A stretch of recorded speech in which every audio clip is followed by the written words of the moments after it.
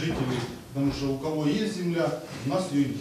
Предприниматели из села Нива Раздольненского района рассказывают парламентарию о наболевшей проблеме. В селе нет пастбища для выпаса скота. Поголовье в 300 рогатых ютится то на одном участке, то на другом. А все прилегающие территории в аренде у предпринимателей. Мы договорились с представителями органов власти, что они до конца недели встретятся с рабочей группой и отработают все вопросы. Если это земли за пределами населенного пункта, то я обеспечу коммуникации с МИЗО, и мы найдем, я уверен, решение, которое бы облегчит хозяйственную деятельность местных жителей. Следующую проблему озвучивают крымско-татарские активисты. Памятник, посвященный жертвам 1944 года в поселке Раздольное, расположен между автостанцией и заправкой. А уборные АЗС размещены рядом с памятником. Это оскверняет мемориал. Решение проблеме нашли быстро. От лица религиозной организации подадут заявление,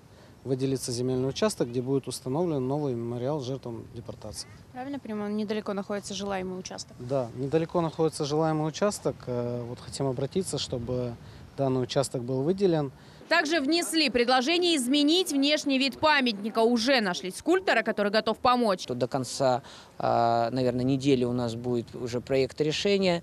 Договорились с местными предпринимателями, меценатами. Следующий населенный пункт – село Березовка. Здесь обсудили правильность идентификации населения в предстоящей переписи, а также капитальный ремонт Дома культуры. Очень активная работа ведется. Мы это замечаем, и буквально такой короткий период такие изменения произошли. Спасибо, конечно, депутату Руслану Исмаиловичу Бальбеку за такой вклад, за понимание и поддержку жителей нашего села.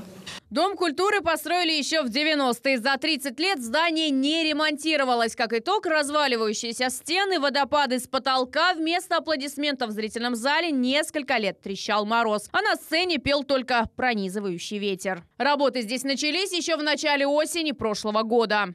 Идеально ровный асфальт, нежно-персикового цвета фасад и евроокна. Дом культуры в Березовке за полгода преобразился до неузнаваемости. И на этом останавливаться не планируют. Основной аврал работ в зрительном зале. Ну а сейчас на сцене кружат не артисты, а трудятся рабочие. Они утепляют стены и обшивают их гипсокартоном.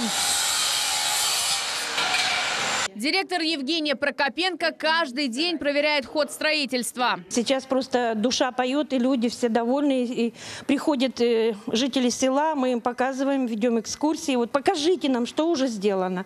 Люди то есть тоже интересуются. Работы здесь по графику должны завершиться в декабре этого года. Но подрядчик уверяет, объект сдадут раньше срока. Эльмас Аблакимова, Дмитрий Низовой, телеканал Милет.